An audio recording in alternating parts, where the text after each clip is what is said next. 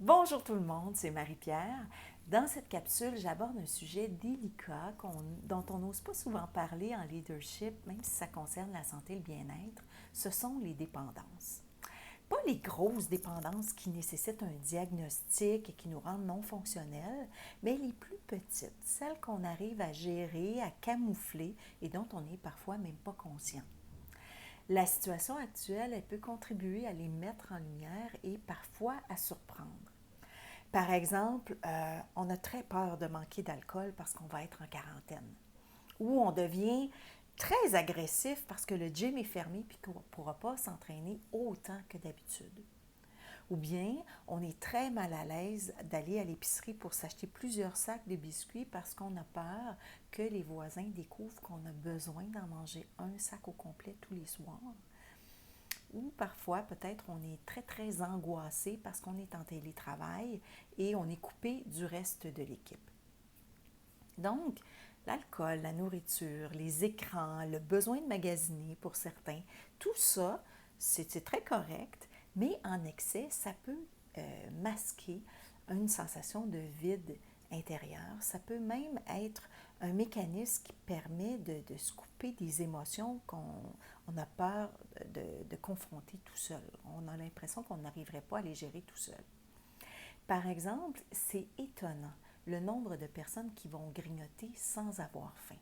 Parce que le creux qu'on ressent au plexus, l'espèce de crampe qu'on ressent quand on est seul, elle est près de l'estomac.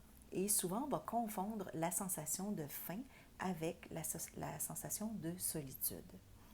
Le fait de manger rapidement une grande quantité de nourriture sans la déguster, ça va être souvent du sucre, ça va provoquer ce qu'on appelle une transe alimentaire. Et ça va entraîner rapidement une courte sensation de bien-être qui va être immédiatement suivie d'une sensation de culpabilité puis qui va nous amener à manger une autre rangée de biscuits et ainsi de suite. Donc, quand on travaille à augmenter l'intelligence émotionnelle pour développer notre leadership, la première étape, c'est d'apprendre à se connaître soi-même, nos valeurs, nos goûts, nos besoins, nos objectifs, les activités qui nous font du bien. Quand on apprend à être en compagnie de soi-même, on n'est jamais vide ou esselé, même si on est content de côtoyer les autres parce qu'on est des êtres sociaux.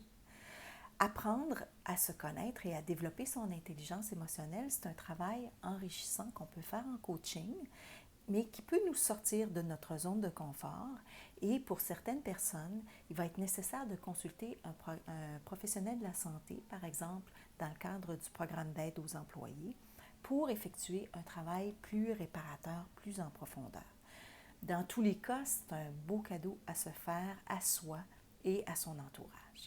Alors le message aujourd'hui, c'est que si la situation de la quarantaine contribue à mettre en lumière des comportements ou des habitudes qui amènent des malaises, des prises de conscience, vous n'êtes probablement pas les seuls.